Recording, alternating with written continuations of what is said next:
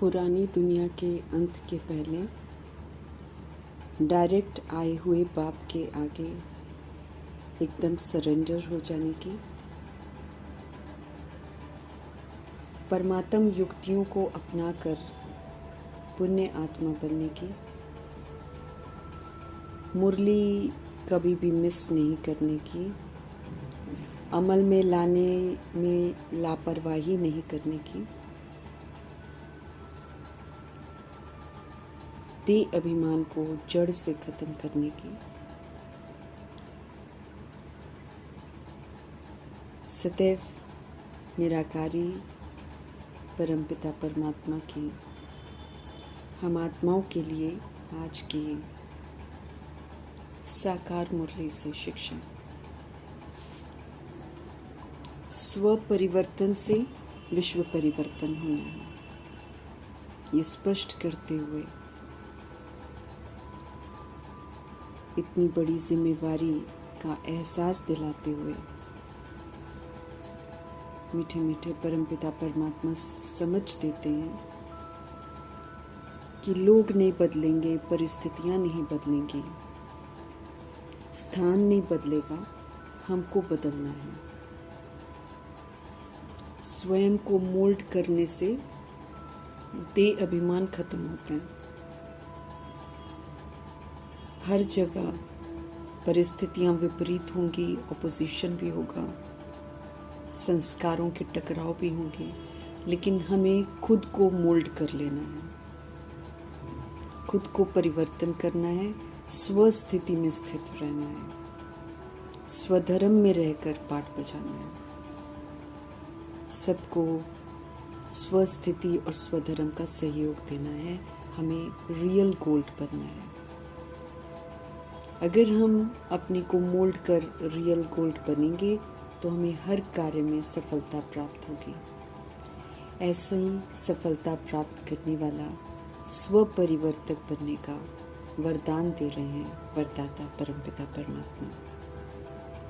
समझ देते हैं कि जो हर तरह की परिस्थिति में खुद को परिवर्तन करता है वही स्व परिवर्तक बनता है और वही फिर विश्व का परिवर्तन करने के निमित्त बनता है, वो सदा ही सफल होता है। इसलिए परमपिता परमात्मा हमको समझ देते हैं कि अपने को बदलने का लक्ष्य रखो। हमें दूसरा बदले तो हम बदलें, इसका इंतज़ार नहीं करना है, क्योंकि अगर हम ये करेंगे तो दूसरे तो विस्मृत हैं,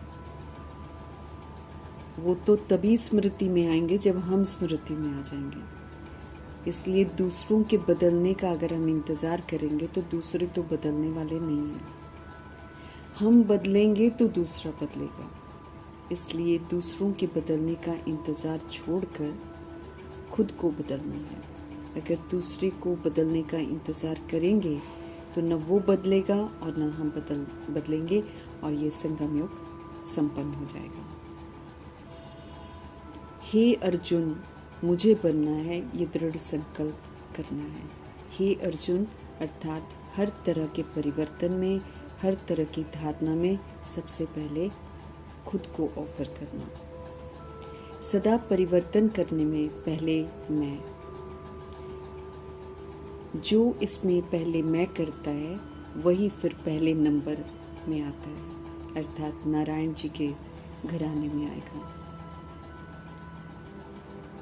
क्योंकि खुद को मोल्ड करना, खुद को परिवर्तन करना ही तो रियल गोल्ड है, और रियल गोल्ड की ही वैल्यू होती है। जिस गोल्ड में मिलावट होती है उसकी वैल्यू भी नहीं होती है। तो यहाँ भी जब आत्मा में तमो प्रधानता की खाद होती है या फिर रजो प्रधानता की खाद होती है तो उसकी वैल्यू कम हो जाती है। आज के समय में मनुष्य की वैल्यू तो है ही नहीं है। तो इस बात को समझते हुए देखना है कि सतयुग में कितनी वैल्यू थी। क्यों? क्योंकि वो पवित्र थे। तो इसी विधि से अब हमको फिर से समझ मिली है, तो फिर से हमको रियल गोल्ड बनना है। रियल गोल्ड की ही वैल्यू होती है।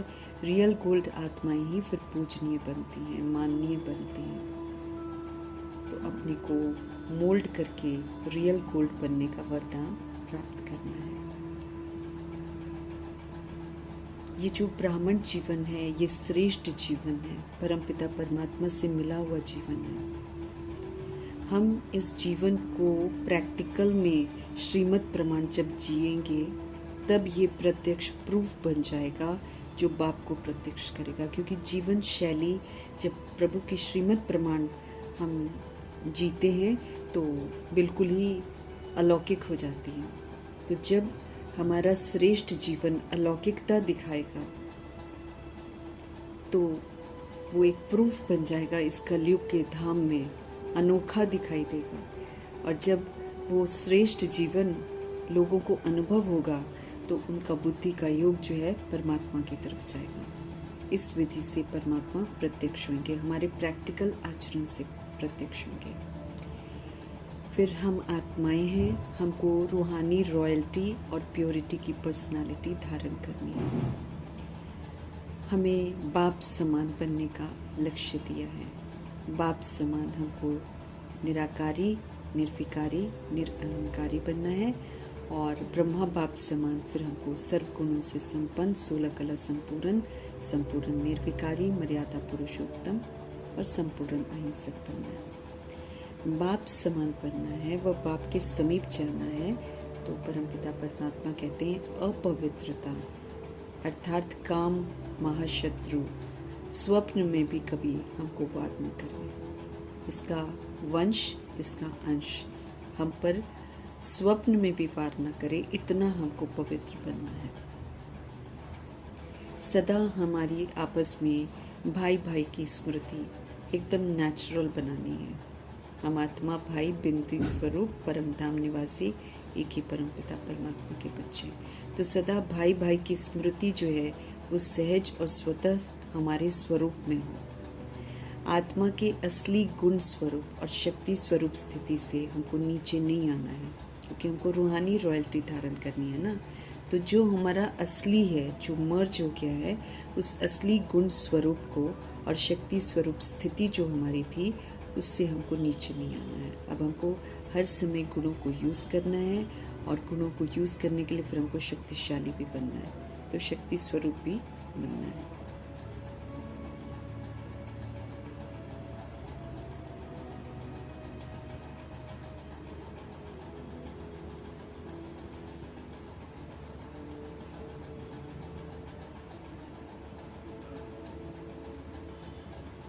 तो हमको आत्मा को असली गुण स्वरूप जो सतोगुणी स्वरूप है, जो सत्य की विशेषताओं का स्वरूप है ना, तो आत्मा का असली जो गुण स्वरूप है सतोगुणी सुख, शांति, प्रेम, आनंद, पवित्रता, शक्ति और ज्ञान, इस स्थिति में हमको सदा रहना है। कोई कुछ भी दे हमें इसी का सहयोग देना है, इससे हमको नीचे नहीं आना है। हमें फिर से रूहानी रॉयल्टी और प्योरिटी की पर्सनालिटी को धारण करना है। भिन्न भिन्न विधियों से परमपिता परमात्मा हमको सिखाते हैं कि समय प्रमाण हमें क्या करना है। तो अभी समय प्रमाण हमारा मुख जो है वो स्वर्ग की तरफ है। नर्क से हमको किनारा करना है, यानी कि नर्क की चीज़ों में दिलचस्पी नहीं रखनी है, और ना ही नर्क के जो रीति रस्म है, जो रावण के वतन में जो फॉलो किया जाता है, उसको हमको फॉलो नहीं करना है। अब स्वर्ग की तरफ मुख करना है, तो फिर सत्यता और दिव्यता को अपनाना है। इसलिए बुद्धि का योग जो है नर्क से निकालने की समझ दे रहे हैं परमपिता परमात्मा। सबसे ऊंची और सूक्ष्म मंजिल जो है वो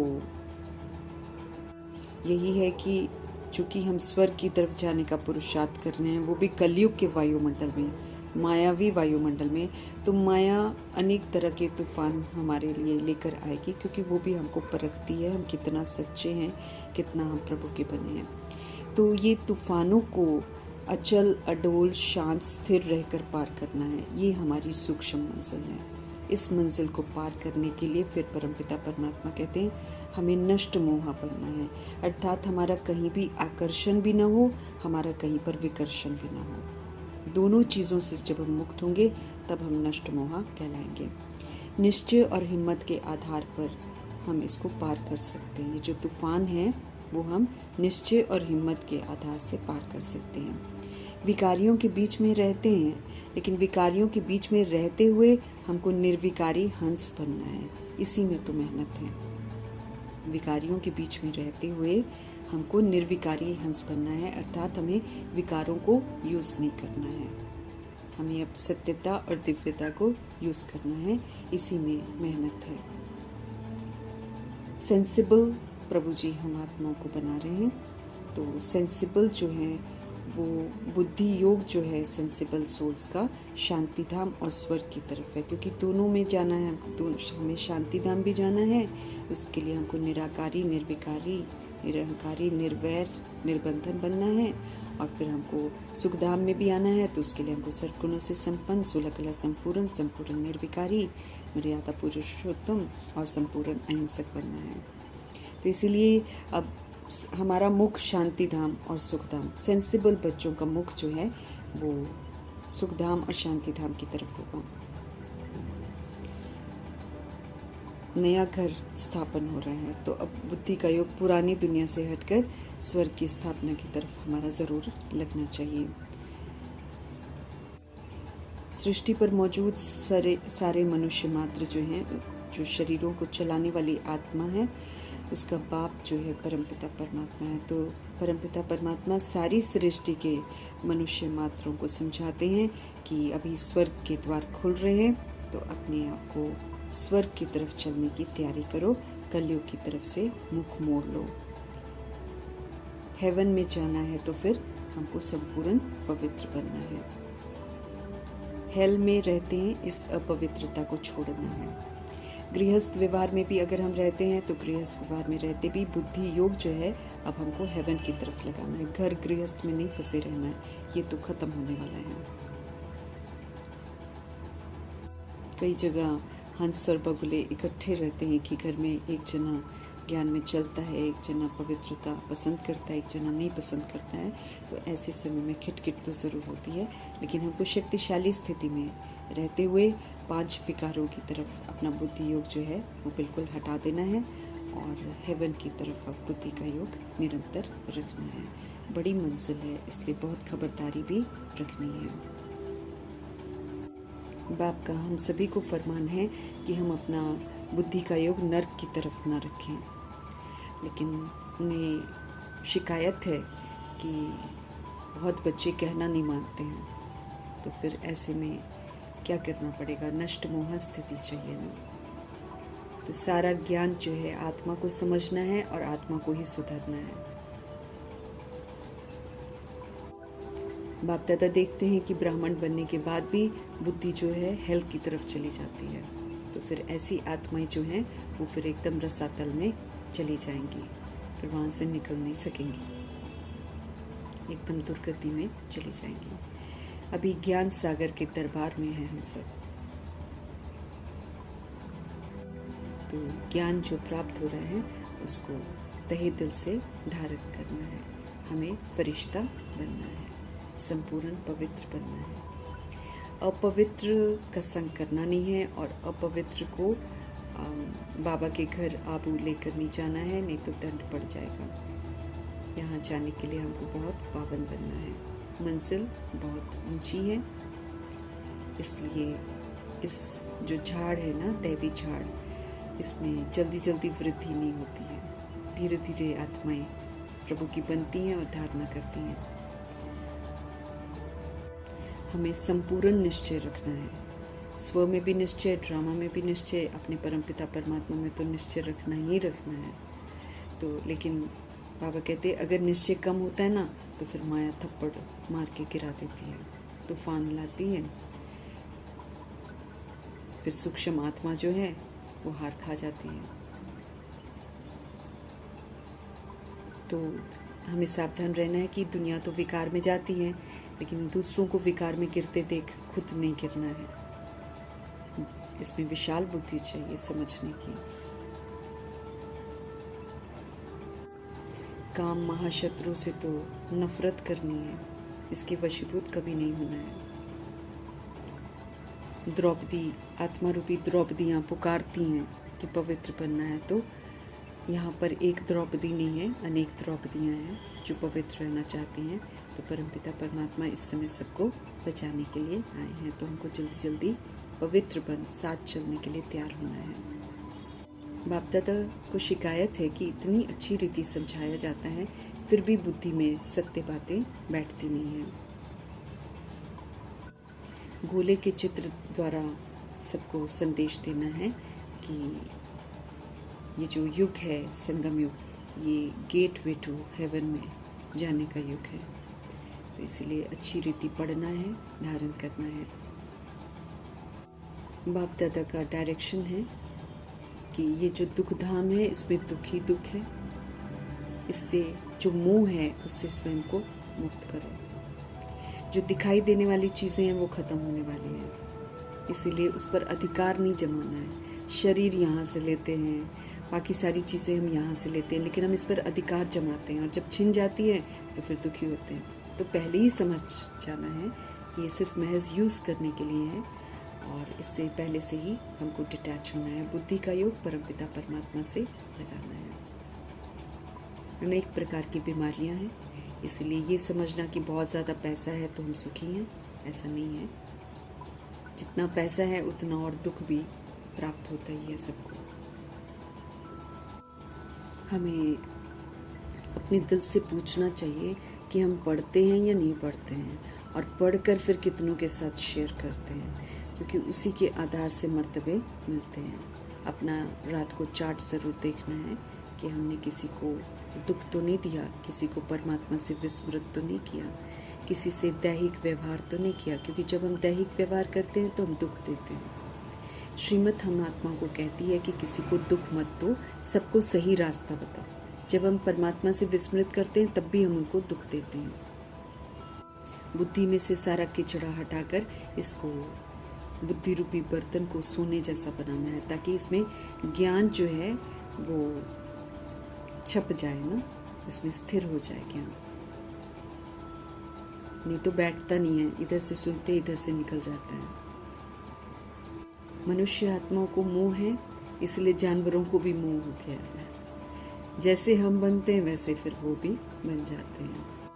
जो स्वर्ग में जाने का पुरुषार्थ नहीं करते हैं वो फिर मुक्ति धाम में जाते हैं, लेकिन बहुत सजाएं खाकर। जो भी पाप कर्म किए हैं 63 जन्म, एक एक जन्म का साक्षात्कार कराते हैं धर्मराज जी, उसके बाद सजाएं खाते रहते हैं। फिर पाई पैसे का मर्तबा प्राप्त होता है।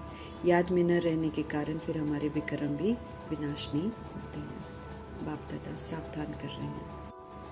बाप दादा तो ये भी देखते हैं कि बच्चे मुरली भी मिस करते हैं, उसमें लापरवाही करते हैं, देह अभिमान में रहते हैं, अपना नुकसान करते हैं। इसलिए बाबा पूछते हैं कि बहुत मुरलियाँ तो पढ़ी ही नहीं होंगी, तो पता नहीं उसमें कितनी अच्छी अच्छी पॉइंट्स होंगी जो हमको मिस कर जाती है, क्योंकि कोई भी पॉइंट किसी भी सोल को कभी भी जागृत कर सकती है। सेंटर्स पर भी बहुत आत्माएं ऐसी आती हैं जो धारणा नहीं करती हैं, ज्ञान नहीं है। श्रीमत पर नहीं चलेंगे तो फिर मर्तबा थोड़ी मिलेगा। सत बाप सत टीचर की गिलानी कराने से कभी भी ठिकाना नहीं मिलेगा, माना सतयुग में एंट्री नहीं होती है। याद और पढ़ाई पर सारा मदार है, फिर उसी के अनुसार मर्तबे तय होते हैं। फिर कोई साहूकार बनता है, कोई राजा रानी, कोई प्रिंस प्रिंसेस, तो कोई प्रजा, तो कोई दास दासी बनता है। जिस बाप से विश्व का राज्य मिलता है उनको तो कितना याद करना चाहिए, अपनी तकदीर की तस्वीर कितनी सुंदर बनानी चाहिए। लेकिन फिर बाप दादा कहते हैं कि बहुत सारी आत्माएं अपने पाप को भस्म करने का भी ऊना नहीं रखती हैं, और जो उत्तम मर्तबा पाना है उसका भी पुरुषार्थ नहीं करती हैं। जैसे आशिक माशूक याद में रहते हैं, ऐसे हम आत्माओं को भी परमात्मा की यादों में रहना है। ऐसा सच्चा माशूक कल्प में एक ही बार हमको मिलते हैं। माया बिल्कुल पत्थर बुद्धि बना देती है, और अभी पारसनाथ परमपिता परमात्मा हम आत्माओं को पारस बुद्धि बना रहे हैं। तो उनके कहे अनुसार हमको चलना है। लोग तो घोर अंधियारे में हैं। अब बाप हमको कितनी अच्छी अच्छी बातें समझाते हैं, समझकर फिर सभी के साथ हमको शेयर करना है। आत्माएं इस समय विस्मृत हैं, इसीलिए नर्क में जी रही हैं, लेकिन समझती नहीं है कि ये नर्क है। वो तो समझते हैं नर्क कहीं पाताल लोक में है, क्योंकि बुद्धि का ताला बंद है। आत्माएं पूज्य और पुजारी बनती हैं, भगवान नहीं। भगवान तो सदा ही एवर पूज्य है। ये तो मनुष्य आत्माएं खेल खेलती हैं ड्रामा में, तो कभी पूज्य होती हैं तो कभी पुजारी बन जाती हैं। फिर प्रभु जी आकर पुनः पूज्य बनाते हैं। हम सब क्या थे और अब क्या बनते हैं, इसका स्पष्टीकरण प्रभु जी आकर करते हैं। तो हमें बड़ा रूहानी नशा रहना चाहिए। बाप सिर्फ हमको कहते हैं कि मुझे याद करो, तो हम सब पुण्यात्मा बन जाएंगे। पुण्यात्मा बनने की युक्ति बताते हुए परमपिता परमात्मा समझ देते हैं कि दुनिया तो अंत होने वाली है, मैं डायरेक्ट आया हुआ हूँ, इसीलिए जो तन मन धन से सरेंडर होना है अभी हो जाओ। सब कुछ प्रभु के हवाले हो करके फिर प्रभु की अमानत समझकर ट्रस्टी बनकर उसको यूज़ करके हमें पुण्यात्मा बनना है। अभी जो हम अर्पण करते हैं उसका फिर पदम गुना रिटर्न मिलता है। किसी भी विधि से सबको बताना है कि इस समय परमपिता परमात्मा स्वर्ग की स्थापना कर रहे हैं। तो अगर स्वर्ग में जाना है तो फिर परमपिता परमात्मा को याद करो और उनकी श्रीमत पर चलो। पतित पावन एक परमपिता परमात्मा ही है, उन्हें ही याद कर हम पुजारी से पूज्य बन सकते हैं। स्वर्ग में सुखी तो सभी होंगे, लेकिन नंबरवार मर्तबे तो होंगे ना, इसलिए ये बहुत बड़ी मंजिल है। हमें ऊंच मर्तबा पाने का पूरा पुरुषार्थ करना है। हमें उत्तम कर्म करने हैं, सुकर्म करने हैं और ईश्वरीय सेवा में दिल से तत्पर रहना है। प्रभु जी की याद में ऐसी सेवा करनी है ताकि आत्माएं वारिस बने। ऐसा उम्मीद रखते हैं परमपिता परमात्मा हम आत्माओं से। ऊंची मंजिल में ले जाने वाले, हम आत्माओं को सब कुछ सफल कराने वाले शिव पिता परमात्मा जी का धन्यवाद।